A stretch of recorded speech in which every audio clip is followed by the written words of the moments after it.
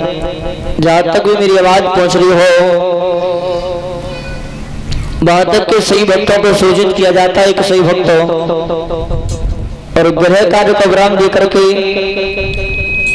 कथा पंडाल में आने की कृपा करें, क्योंकि भागवत कथा प्रारंभ हो चुकी है और आज गंगा मैया के किनारे सुपर ताल पर बैठे हुए परमहंस ज्ञानी श्री सुखदेव जी महाराज कथा श्रवण कराते हुए बोले, हे उत्तरानंदन परीक्षित, काम क्रोध व हिंसा का दमन करते हुए सांसारिक मोह माया जाल को छोड़ करके मेरी वाणी की तरफ ध्यान रखना और तुम्हारे नेत्रों से तुम्हारे सामने पर जो कुछ भी दिखाई दे रहा है महाराज वो सब नाशवान है, उसे एक दिन मिटना है। और महाराज जब मिटना ही है तो घमंड किस बात का करना। जो भी इंसान इस दुनिया में जन्म लेकर के आया है महाराज उसे एक न एक दिन अवश्य जाना है, क्योंकि लिखा है किसी विद्वान ने कि आया है सो जाएगा, अरे राजा रंग का फकीर कोई सिंहासन चढ़ी चले सो कोई बंदे पड़े जंजीर। जो भी इंसान जन्म लेकर के आए महाराज ने एक न एक दिन अवश्य जाना है। और इधर श्री सुखदेव जी महाराज समझाते, राजन आज हम तुम्हारे सामने पर बताने के लिए जा रहे हैं कि भक्त ध्रुव ने 22 उम्र में भगवान को किस तरीका से प्राप्त कर लिया। पर याद रखना भगवत श्रोताओं के महाराज उत्तान पाद जो राजा थे बड़े ही धर्मशशी राजा थे, उनके राज्य महाराज किसी भी बात की कोई भी कमी नहीं थी। लेकिन धीरे धीरे समय व्यतीत होने के बाद बुद्धि का विधान कि महाराज के घर में जो मैया निवास करती थी रानी सुनी थी, उनके उधर से किसी भी संतान ने जन्म नहीं लिया। और जब घर में संतान पैदा नहीं हुई तो मैया ने अपने हृदय सम्राट को अपने पास बुलाया, जवाब दिया, महाराज आपको तो कोई चिंता नहीं, हमारे घर में कोई संतान पैदा नहीं हुई। और आज रानी दोनों हाथ जोड़ करके समझाए कि बोली, महाराज सुनो, हमारे घर में कोई संतान पैदा नहीं हुई।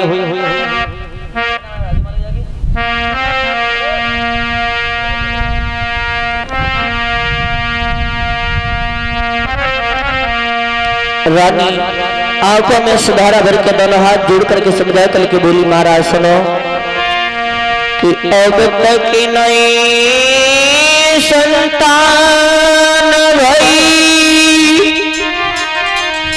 अरे रही दुनिया सी उड़ाई रे।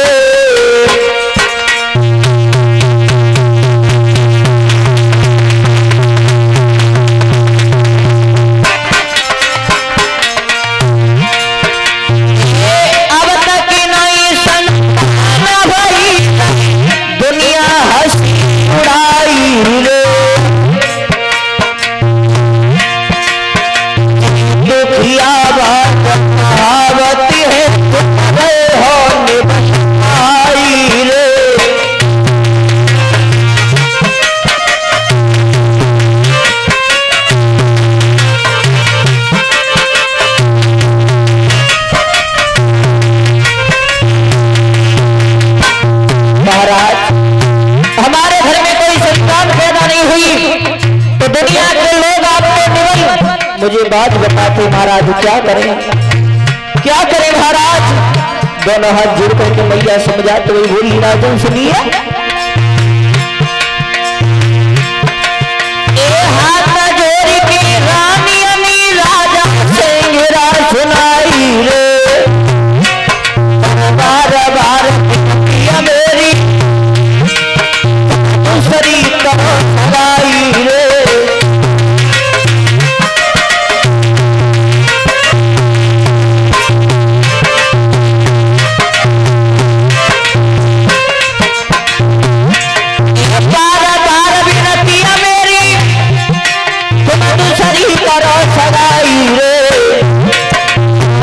सुनी जब दुल्हन की तब ऊपर समझ आई रे।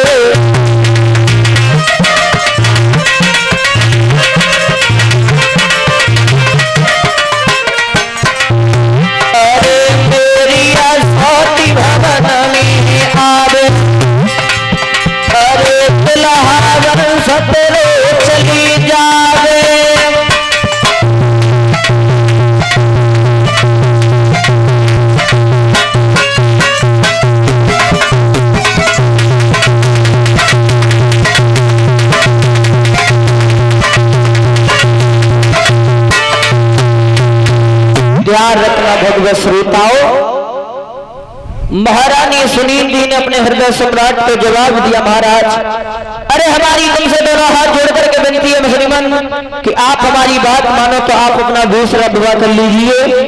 क्यों? क्योंकि महाराज जो हमारे घर में एक सौत आ जाएगी तो हमारा वंश आगे के लिए चल जाएगा, और महाराज तुम्हारे नाम के आगे जो निर्वंशिया नाम लगा वो महाराज हट जाएगा। और जैसे इतनी बात भगवत श्रोताओं मैया की महाराज उत्तानपाद ने सुनी, जवाब दिया, भद्रे अरे तुम ये क्या कह रही है? दूसरा विवाह करने के लिए जवाब दिया, महाराज हाँ आप दूसरा विवाह कर लीजिए। तो मैया ने जैसे इतनी बात कही तो राजा समझ आए कि बोली, भद्रे तुमने सौत का नाम तो सुन लिया लेकिन सौत का कर्म नहीं देखा। अरे सौत जो होती है बहुत बड़ी होती है, आगे चल करके कदम कदम पे दुख देती है, कदम कदम पे कष्ट देती है। महाराज सौत तो चून की भी बुरी बताई गई है। और ध्यान रखना भगवत श्रोता, दुनिया के लोग मौत का बुरा बताते लेकिन मौत उतनी बुरी नहीं है जितनी बुरी सौत होती है।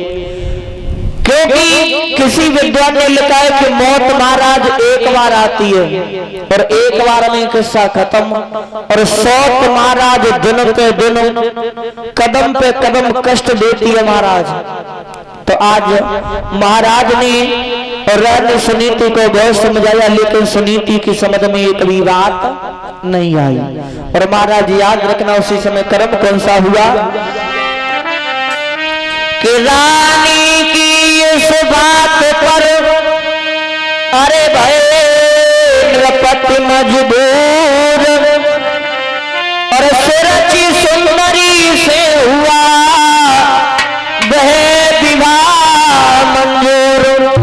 महाराज उत्तानपाद की दूसरी शादी सुरुचि के साथ में हो गई, और जैसे ही महाराज सुरुचि के साथ में शादी हुई तो याद रखना भगवत श्रोताओं, आज रानी सुरुचि का डोला जैसे ही अयोध्या के लिए सज के चला है महाराज, तो याद रखना भगवत श्रोता डोला में रानी सुरुचि बैठी,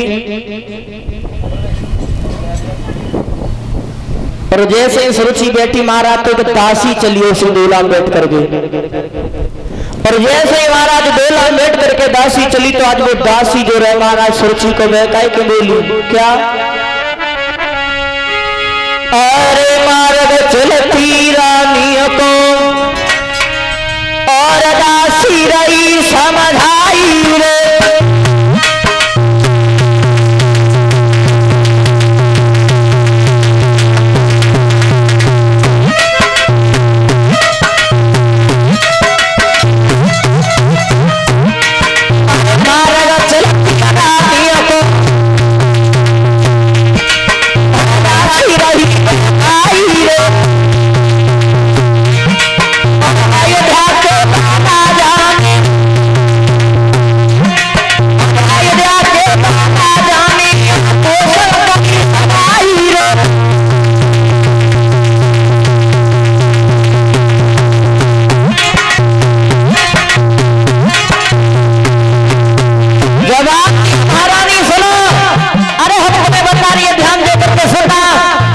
जवाब दिया महारानी अरे अयोध्या नरेश महाराज उत्तानपाद जो है उन्होंने तुम्हारे साथ में जो विवाह किया महारानी वो उनका दूसरा विवाह है, दूसरा।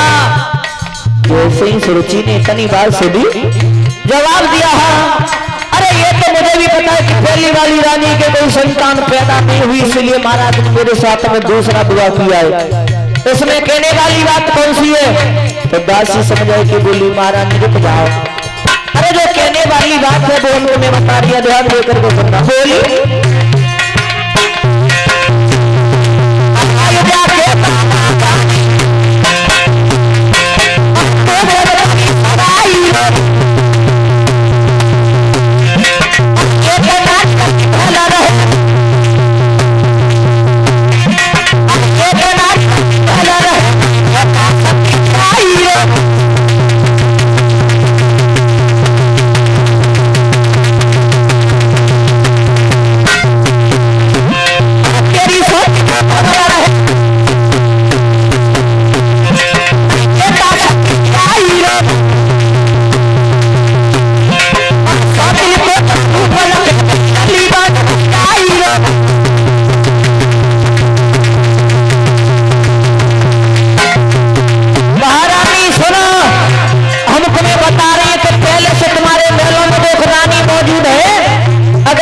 अगर महारानी तुमने धोखे से भी बा को चेहरा देख लिया तो उसी रानी की तरह से तुम भी बांझ रह जाओगी। और जैसे ही महाराज इतनी बात कही, दासी ने जैसे ही महारानी को देखा तो भौंका, अरे महाराज चलती रानी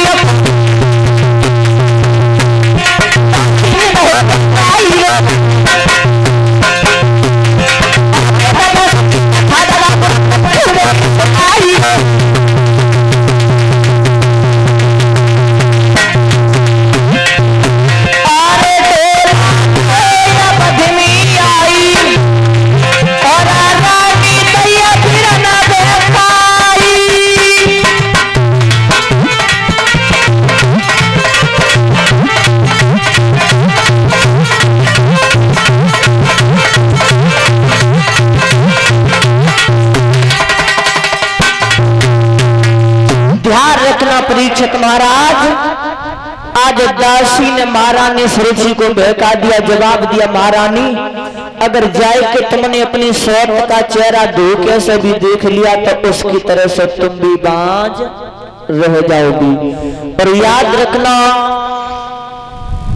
जैसे ही भक्तों आज सुरुचि का डोला अयोध्या के चौराहे पर आया है तो इधर महलों में बड़ी रानी मैया सुनीति को पता चला कि मेरी सौत का डोला अयोध्या के चौराहे पे आ गया है। उसी समय आज मैया सुनीति ने देर नहीं करी, अपनी छोटी बहन सुरुचि को बुलाने के लिए चली है मैया महलों से। और जैसे ही भगवत श्रोता महलों से निकल करके चली सुनीति, किस तरीका से चली है भगवत श्रोताओं,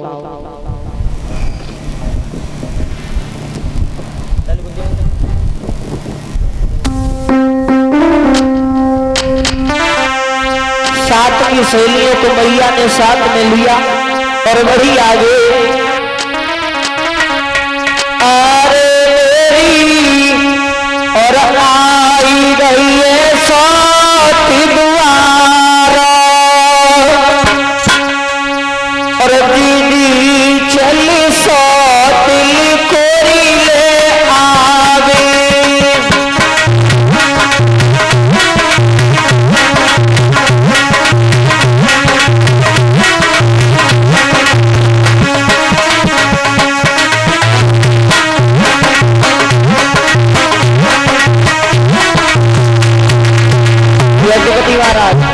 ताली बजा के बोलो हो, सही वक्त ताली बजा, जो भी माता बना बैठे ताली बजा ले हो और बोलो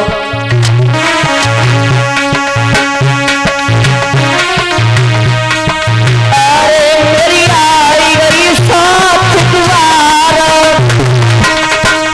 दीदी चली सो दिल कोरी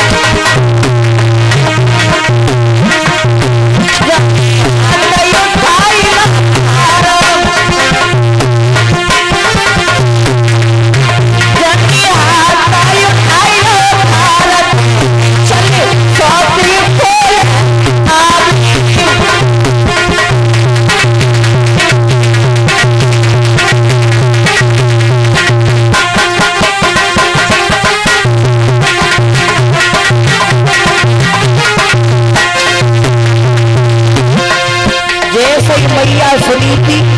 सात की सहेलियों को लेकर के भगवत श्रोताओं अयोध्या के चौराहे पे पहुंची। तो आज देख रहे करी कर्म कौन सा किया मैया ने।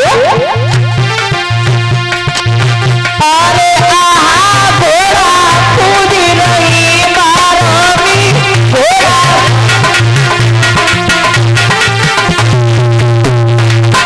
जनी लो राती लोई धारी पे चल सौतिल को